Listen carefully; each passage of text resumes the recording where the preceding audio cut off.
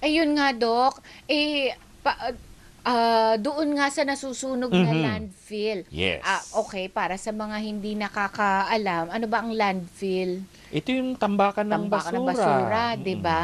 Supposed to be merong rehabilitation daw na mangyayari kaso Tama. nag-eskapo Yes. yung private company na gagawin at ngayon nga Mhm. nasusunog. So itong fumes na ito, travel? Yes, dahil meron naman tayong mga particles palagi sa ating hangin eh. Kaya Oo. maya't maya, hindi ba, may binabalita. Kung hindi heat index, temperatura, Oo nga. ang sasabihin, ang ating air quality index, Mau. yung kalidad ng hangin natin na nalanghap natin. Okay. Meron itong dalang mga particles, hindi ito natin nakikita. Ang kadalasan, mga particle ay coarse. Ano Mm. ba yung coarse particles? Ito yung nagpapairita sa lalamunan natin. Yung respiratory irritation. Dahil ang sources, hindi lang sa landfill alone, Tita Winnie. Mm. Pwedeng galing sa yung mga exhaust na binanggit mo kanina. Vehicle exhaust, Mm. factory exhaust, emissions from production, yung mga may usok, no? Plus yung pagsusunog ng mga kahoy, burning of wood and coal. Wow. Di ba? And dito, papasok na rin ang usapang volcanic ash. Oo, oo, Okay? oo, And oo, oo. construction. Kaya pinag-usapan natin ang Construction. protective wear. Oo, oo, Okay? oo, oo. Dito ay mga hazards. Hazard sa pulmonary system. Occupational. Ayun. Occupational hazard. Yun na yun. Oo. Naalala bigla. Yes. Okay, so ah, hindi kasi tayo direkta na involved. Like for example, sa mga construction sites, ang apektado doon construction workers. Yes. Tapos sa mga pabrika, of course, yung mga plant workers. Mhm. Tayong nasa paligid. Yes. Kaya tingnan mo, Tita Winnie, bakit may mga zoned areas para sa pabrika? Mm. Para doon lang nakakonsentrate ang fume. Ayaw din natin na kumalat din siya, hindi Kawawa ba? naman. Andun lang ang polusyon. Yun, Okay. generally ganun eh, para walang masyadong, sabi natin, residential area. Yes, yes, Number yes. 2, nakikita mo mga construction site natin, bakit nakabalot? Oo, Di ba? oo, Para oo. ma-confine Oo. itong mga particles, doon nakakalusot sa loob lang ng area. Mhm. Dahil nakakairita to, maliban sa ating baga, mata, ilong, at lalamunan. Mm. Itong particles, sabihin natin, yung fine particles na ito ay nasa number 10. Coarse ito.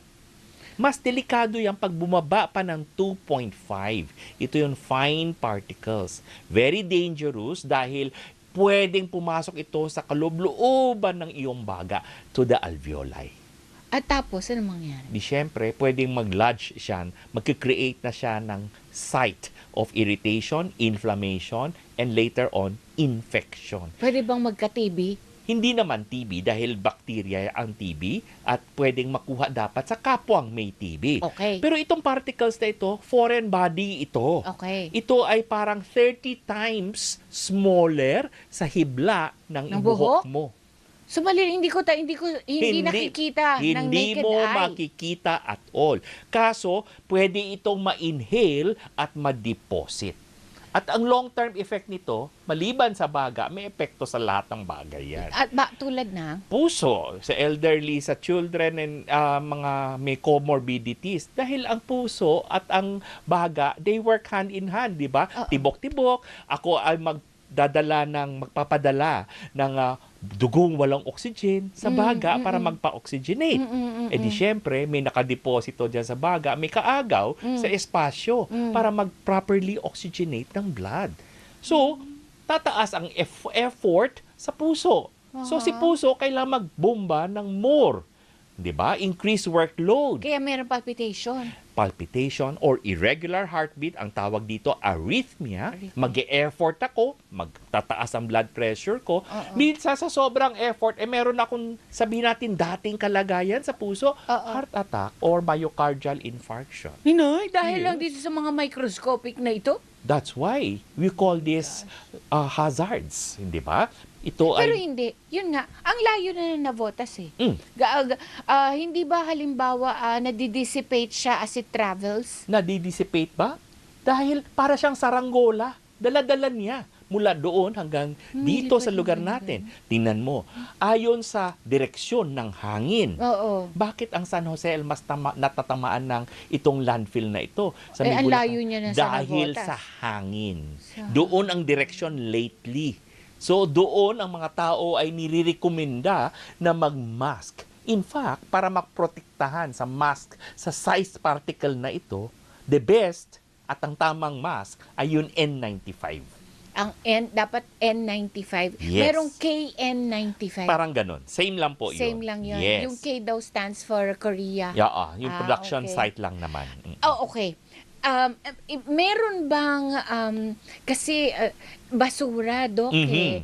So, siyempre may bad smell Okay. yun.